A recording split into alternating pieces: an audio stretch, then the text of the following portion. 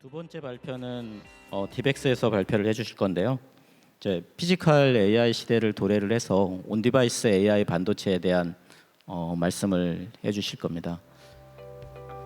김정옥 부사장님의 양력을 잠깐 소개를 시켜드리면요. 김정옥 부사장님은 디벡스의 지금 부사장님으로 계시고 조지아 공대에서 전자 컴퓨터 공학 박사학위를 받으셨습니다. 그 전에는 삼성전자에서도 그 DSP하고 GPU 개발을 하셨네요. 그래서 디벡스에 지금 책임을 지고 계신 우리 김정욱 박사님 박수로 환영 부탁드리겠습니다.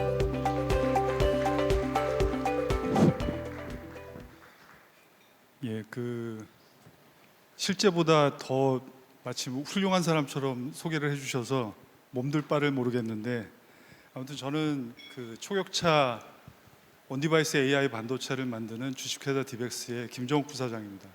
그러니까 연구소장직을 맡고 있고요. 이제 오늘 말씀드릴 주제가 온디바이스 AI 반도체, 피지컬 AI 시대로의 도약. 오늘 제목도 보니까 도약이라는 말이 많이 있어서 나름대로 제목은 잘 정한 것 같습니다. 오늘 말씀드릴 거는 디벡스라는 회사가 여태까지 어떤 기술들을 개발해 왔고, 그 다음에 미래를 위해서 어떤 일들을 준비하고 있는지 대략적인 청사진을 전체적으로 보여드린다고 보면 될 것 같습니다. 제가 파란 건 누르면 네, 오케이. 일단 기본적으로 아까 여러 가지가 나왔으니까 AI 반도체에 관련돼서 이런 사회적인 니즈가 커진다는 거는 대부분 다 알고 계실 텐데, 그러면 이제 앞서 발표를 하셨던 이제 엔비디아라든지 아니면 퓨리오사라고 하는 그 회사들은 이제 대상이 서버나 클라우드 기반에 대한 서비스를 많이 생각을 하고 계시는데, 여러분이 지금 현재는 모르겠습니다. 저는 이제 집에 가면 사실은 컴퓨터를 킬 일이 거의 없거든요. 왜냐하면 휴대폰이 거의 그 역할들을 다 해주고 있기 때문에. 그래서 앞으로 이런 온디바이스 AI 반도체도 기존의 서버 중심의 시장이었다가 온디바이스 향으로 바뀔 것 같다. 그거는 개인화, 자동화, 그 다음에 개인적인 보안 관련된 여러 가지 이슈들이 있어서 이거는 어떻게 보면 메가 트렌드 입장에서 봤을 때도 점점 더 온디바이스는 중요도가 높아질 거라고 생각하고 있고요. 이 중에서 디벡스는 AI for everyone and everywhere라고 그래서 모든 국민이, 모든 사람이, 저희 대한민국 국민을 포함해서 모든 사람이 언제 어디서든 손쉽고 값싸게 AI를 쓸 수 있는 세상을 만들고, 그런 만드는 미션 중에 디벡스가 가장 중심에 섰으면 좋겠다는 생각을 가지고 있습니다. 그래서 생각하실 수 있는 거의 모든 분야가 온디바이스 AI가 적용되는 분야라고 보시면 될 것 같고요. 그러면 디벡스라고 하는 회사를 한 장의 장표로 표현하면 과연 어떻게 표현할 수 있을까? 첫 번째는 베스트 인 클래스. 그러니까 온디바이스 AI 관련돼서 아까 오전에 저희가 간담회를 할 때도 이런 말씀들을 많이 하시더라고요. 한국이 실제로 NPU를 만드는 되게 여러 업체들이 있어서 어찌 보면 NPU라는 게 쉽게 만들어지는 건가 이렇게 생각하실 수도 있을 텐데, 전 세계에서 어떻게 보면 서버향, 온디바이스향 해서 NPU를 이렇게 많이 만들 수 있는 업체들이 존재하는 나라가 대한민국밖에 없습니다. 그리고 지금 퓨리오사도 그렇고 리벨리온도 그렇고 모빌린트 다른 회사들도 양산 수준에 이미 올라와 있기 때문에 여러분들이 생각하시는 것보다도 국내에서 만든 NPU가 충분히 경쟁력을 가지고 있고, 그 경쟁력이 어떤 건지는 제가 추가적으로 좀 설명을 드리도록 하겠습니다. 그리고 저희는 이미 이제 7월부터 양산 취입을 만들어서 지금 매출을 하고 있고요. 저희가 총 한 300개 업체와 POC를 했는데, 그 중에서 한 15개 업체, 최근에 한 20개 업체를 집중적으로 해서 어떻게 보면 사업화를 진행을 하고 있습니다. 그 부분도 조금 말씀을 드리겠습니다. 그리고 저희가 지금 어제 확인해 보니까 425개의 페이턴트를 저희가 가지고 있는데, 저는 아까 소개드렸던 것처럼 이제 삼성에서 GPU, 그다음에 DSP는 만들어서 사업화까지 했던 사람인데, GPU를 개발할 때 제일 큰 문제가 뭐였냐면 이미 엔비디아나 AMD 같은 회사들이 너무나 원천 특허를 많이 가지고 있어서 거의 지뢰밭 같은 상황이었거든요. 그래서 저희 대표인 김노건 대표도 MPU만큼은 오히려 저희가 지뢰밭을 한번 깔아보자 해서 핵심 특허를 확보하는 데 상당히 많은 공을 들였고, 그 공을 들인 것들이 저런 수치화돼서 나오고 있는 것 같습니다. 그다음에 시장은 뭐 여러분들이 말씀하셨던 것처럼 상당히 크게 성장을 하고 있고요. 또 하나는 약간 다른 관점인데, 지금 저희가 그 클라우드 센터를 많이 만들게 되면 아까 어떤 분이 말씀하셨던 것처럼 전력 수요에 관련되는 이슈가 상당히 커집니다. 근데 지금 딥시크가 MOE라는 컨셉을 가지고 와서 지금 보면 라지 랭귀지 모델을 익스퍼트 기준으로 분류를 하면 약 20빌리언 정도의 파라메터를 가지고 있는 엑스퍼트들로 구분을 해낼 수가 있거든요. 20빌리언 정도면 저희가 2세대로 만들고 있는 온디바이스 칩에서도 동작이 가능합니다. 그러면 반대로 데이터 센터를 5배 정도 짓는 효과를 온디바이스랑 협업을 하게 되면 지금 현재 있는 데서 데이터 센터를 짓지 않아도 동일한 효과를 가질 수 있다. 저희는 그렇게 예측을 하고 있어서 그런 면에서도 분명히 의미가 있을 거라고 생각합니다. 저희는 현재 칩이 3종류의 칩을 가지고 있고요. DX-M1이라고 25탑스, 엔비디아의 이퀴벌런트 퍼포먼스 따지면 한 200탑스급의 엔비디아의 제슨 정도의 성능을 내고 있고, 얘는 삼성 5나노 공정으로 칩이 만들어졌습니다. 지금 양산이 진행되고 있는 거는 M1 칩이고요. 두 번째 M1M이라고 하는 칩은 패키지 안에 메모리 모듈을 같이 집어넣은 칩입니다. 그래서 사이즈를 저희가 M.2라고 하는 모듈을 쓰고 있는데 길이를 반으로 줄인 모듈을 만들었고, 바깥에 이제 데모 부스를 보시면 실제 실물을 보실 수가 있고요. 세 번째는 V3라고 해서 이 칩은 기존에 앞에 있는 두 개의 칩들은 가속기 형태라고 해서 별도의 호스트가 존재해야 동작할 수 있는 칩이고, V3는 마치 삼성의 엑시노스나 퀄컴의 스냅드래곤처럼 AP 형태의 통합 SoC 형태를 가지고 있습니다. 그래서 쟤는 호스트가 없이도 별도로 동작할 수 있는 칩이고요. 조금 전에 말씀드렸던 것처럼 피지컬 AI 시대의 트랜스포머 기반으로 동작할 수 있는 칩은 저희가 DX-M2라고 2세대 칩을 준비하고 있고, 내년도에 엔지니어링 샘플을 만들 생각입니다. 앞서 말씀드렸던 것처럼 M1M이라고 하는 것은 메모리 모듈, 저 까맣게 붙어있는 DDR 메모리가 패키지 안에 들어가 있기 때문에 훨씬 작은 폼팩터로 만들 수가 있고요. 저거는 보통 저 온디바이스에서 사용되는 디바이스들이 IPC라고 해서 인더스트리얼 PC라고, 보통 공장에서 사용하고 있는 그런 인더스트리얼 PC는 팬이 없습니다. 이유는 공장 내에 먼지들이 많기 때문에 팬을 통해 가지고 먼지가 유입되면 기기 고장을 발생시킬 수가 있어서 팬이 없이도 동작시킬 수 있는, 그 얘기는 발열이 적어야 일단 IPC 안에 들어갈 수 있다라고 보실 수 있고요. 그 다음에 중간에 있는 칩이 VMPU라고 해서 모양을 보시면 제일 왼쪽에 있는 거를 병렬로 연결시켜 놓은 것 같은 칩이거든요. 쟤는 PCI 카드에 M1을 2개를 싣고 그 다음에 코덱을 2개를 집어넣어서 호스트가 코덱 기능이 약할 경우에 서버에서 코덱 기능을 저런 카드로 옮겨서 동작할 수 있는 형태로 50탑스급의 솔루션을 만들었고, 그 다음은 M1이 4개가 들어간, 그러니까 100탑스급의 쿼트로라고 하는 제품입니다. 그 다음에 오른쪽이 그 카메라, 스마트 카메라에 직접 사용할 수 있는 스몰 모듈 형태의 V3 보드를 보실 수 있고요.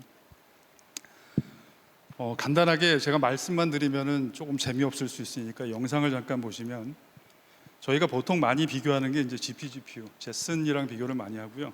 비교하는 거 보시면은 정확도가 오히려 온 디바이스에서 훨씬은 아니지만 조금 높게 나타나기도 하고, 성능은 아까 말씀드린 것처럼 당연히 높습니다. 그럼 이제 저희는 온 디바이스에 뭐를 많이 생각하냐 하면, 그럼 파워 이피션시는 어떠냐? 한 20배. 그 다음에 가격으로 따졌을 때도 엔비디아 GPU보다 한 20배 정도 좋은 성능을 보여드리고 있습니다. 그 다음에 또 하나는 YOLO 버전 5 640 모델을 글로벌 경쟁사와 동일한 모델을 돌려서 발열을 측정을 한 겁니다. 저희가 이거를 CES에서 버터 테스트라고 해서 실제 동작도 보여드렸는데, 보시면 저희가 한 35도에서 동작을 하는데 경쟁사가 한 60도 정도 동작을 해서 거의 한 2배 정도 발열량이 많은 걸 보실 수 있고요. 저희 이제 디벡스는 마치 암사가 CPU 시장에서 인베디드 시장을 제패를 했던 것처럼 온디바이스 시장에서는 엔비디아 대신에 디벡스가 그 시장을 제패를 하겠다라고 하는 꿈을 가지고 있습니다. 아마 그 전에 기사를 많이 보셨겠지만 이제 디벡스가 외부에서 인정을 받은 여러 가지 행사들이 있었죠. CES 2024에서 혁신상 상관왕을 받은 아마 반도체 업계 유일한 업체고 그 외에 다양한 이런 행사에서 상들을 많이 받았습니다.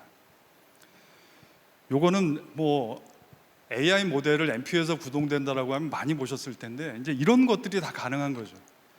저희가 이제 회사를 시작했던 2018년도만 봐도 이런 객체 인식이나 이런 말하자면 관제를 할 수 있는 것들의 성능이 많이 부족했지만 지금은 충분히 상용화 수준까지 올라와 있고 이것들이 온 디바이스에서 다 가능합니다. 예.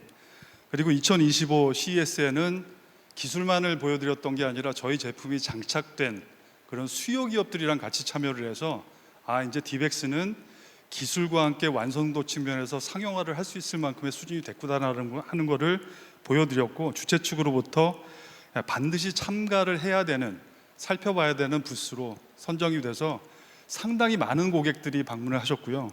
그 당시에 한 16,000명 정도 방문하셨는데 CES쇼에서 반도체 업체에 이렇게 많이 방문을 하신 경우에는 거의 유례가 없다라는 말씀을 들었습니다. 요거는 비전 처리의 어떻게 보면 끝판왕이라고 할 수 있는 이제 비전 트랜스포머를 사용한 클립이라는 모델을 동작시키는 예인데 기존의 분류 모델, 객체 인식 모델을 넘어서 상황 인지를 하는 모델을 구동을 시킨 겁니다. 이건 뭐냐면 상황을 보고 저희가 학습시킨 상황 중에서 가장 유사한 상황으로 멘트를 써줍니다. 그러면 예를 들어서 옛날 같은 경우에는 사람이 있다 정도만 파악을 하고 그 다음에 사람이 직접 모니터를 보면서 상황을 판단해야 됐는데 지금은 그런 모니터를 직접 사람이 안 보더라도 상황을 파악을 해서 그 상황에 대한 거를 표현해 줄 수 있는 상태까지 바뀌었다라고 보시면 됩니다. 저희가 주장하는 바로 봤을 때는 이제 저희가 가지고 있는 솔루션은 GPU 수준의 정확도를 가지고 있고 그 다음에 가격은 레가시 칩 수준의 저가격을 하면서도 소타 알고리즘의 이런 것들을 다 동작시킬 수 있는 환경을 갖추고 있다라고 하고 있고요. 저희가 지금 중점적으로 보고 있는 그런 시장은 첫 번째가 로봇, 그 다음에 인더스트리얼 디바이스스, 그러니까 이제 스마트 팩토리나 이런 데 관제, 서베일런스 이쪽이라고 보실 수 있을 것 같습니다. 제일 위쪽에 있는 게 이제 현대자동차 로보틱스 그룹의 달리라고 하는 딜리버리 로봇이고요. 두 번째가 포스트 DX의 그러니까 스마트 팩토리의 물류 자동화 관련되는 부분입니다. 그 외에 뭐 다양한 어플리케이션들이 있고 이미 기사를 보신 분들은 알겠지만 아마 12월 1일자 기사였던 것 같은데 현대자동차 로보틱스 그룹이랑 저희가 초기 단계부터 POC를 많이 했고요. 이제 본격적으로 사업화에 이제 진행을 한다는 기사가 나왔고 이건 국내 이제 저희 업체고 중국의 구글이라고 할 수 있는 이제 바이두에서 공식 AI 공급 업체로 디벡스를 선정을 했습니다. 아마 국내 업체 중에서는 현재까지는 유일하다고 알고 있고요. 요 데모도 바깥에 데모 부스를 가 보시면 어떤 걸 가지고 바이두가 이밸리에이션 했는지를 이제 보실 수 있습니다. 그 대표 알고리즘이 OCR이라고 하는 옵티컬 캐릭터 레코그니션 관련되는 거였고요. 그 외에 이걸 바탕으로 해서 이제 바이두가 가지고 있는 생태계에서 드론 내지는 로봇 관련되는 쪽으로 확대하기 위한 협력을 지금 계속 진행 중입니다.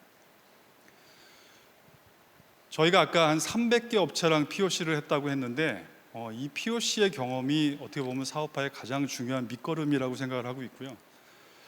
대부분 그런 말씀을 많이 하시더라고요. 300개 업체를 어떻게 지원을 하나. 이제 이걸 잘하려면 결국 SDK라고 하는 소프트웨어 개발 환경이 잘 되어 있어야 되는데 저희는 상당히 완성도가 높게 지금 만들어져 있다고 생각을 하고 있고요.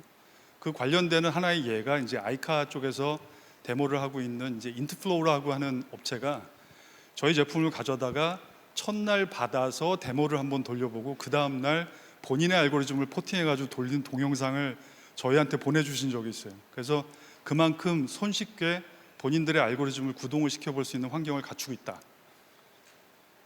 요거는 이제 글로벌 회사랑 정확도를 비교를 한번 해본 겁니다. 그러니까 파란 게 디벡스고 제일 위에 중심 라인에 있는 게 이제 GPU의 정확도 기준으로 봤을 때 저희가 1% 내외의 열화가 발생한 반면에 이제 글로벌 경쟁사는 훨씬 어떻게 보면 열화가 심하고 더 중요한 건 그 열화의 편차가 심합니다. 그러니까 저희 같은 경우에는 편차가 거의 일정하게 정확도를 유지하고 있다는 걸 보실 수 있고요. 그 다음에 발열을 봤을 때는 경쟁사 대비해서 약 25도 정도 동작 온도가 낮은 것을 보실 수 있습니다. SDK는 충분하게 사용자가 쉽게 사용할 수 있을 만큼 환경이 돼 있고 그 증인으로 이제 아이카 쪽에 인투플로우 쪽 부스를 가서 보시면 아마 직접 확인하실 수 있을 거고요. 그다음에 저희가 국제적인 협력으로는 리얼타임 OS의 어떻게 보면 글로벌 최강자죠. 윈드리버랑 협력을 하고 있는데 저희가 최근에 이제 국방 혁신 기업으로도 선정이 되고 국방과 의료 분야에 관련되는 쪽으로도 진출을 많이 생각을 하고 있습니다. 그래서 이런 협력이 잘 되면 글로벌 시장에서도 저희가 국방이나 의료 분야로 진출할 수 있는 교두보가 되지 않을까 생각을 하고 있습니다. 이건 앞서 말씀드린 내용이랑 비슷하고요.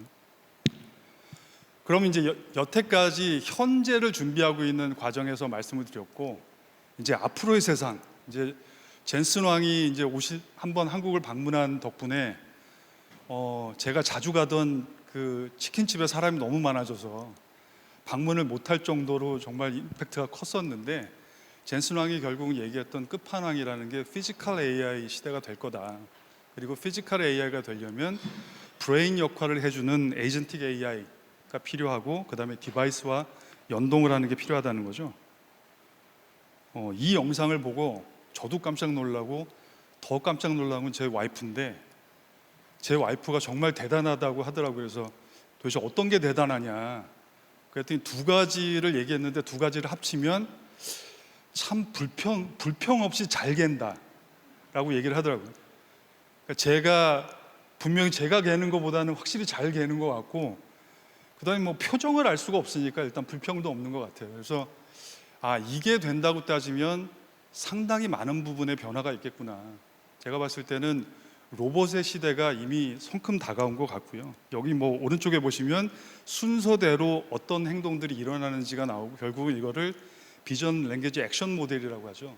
최종적으로 액티베이션 하는 데까지 진행을 시키는 이런 것들이 다 준비가 되고 있는 것 같습니다. 그래서 이미지를 받고 인지를 하죠. 타올이 있다는 걸 인지하고 제가 프롬프트를 내기를 야 타올 좀 접어봐 라고 하면 얘는 그거를 말하자면 추론을 해서 내가 타올을 접으려면 어떤 행동을 해야 되는구나 하고 실제로 행동을 합니다. 그리고 중요한 거는 불평이 없다는 거죠. 어쨌든 간에 훨씬 잘 개고 이것만 봐도 이게 정말 아주 섬세한 작업까지를 이제 로봇이 할 수 있는 시대가 됐구나 이렇게 생각을 하고 있고요.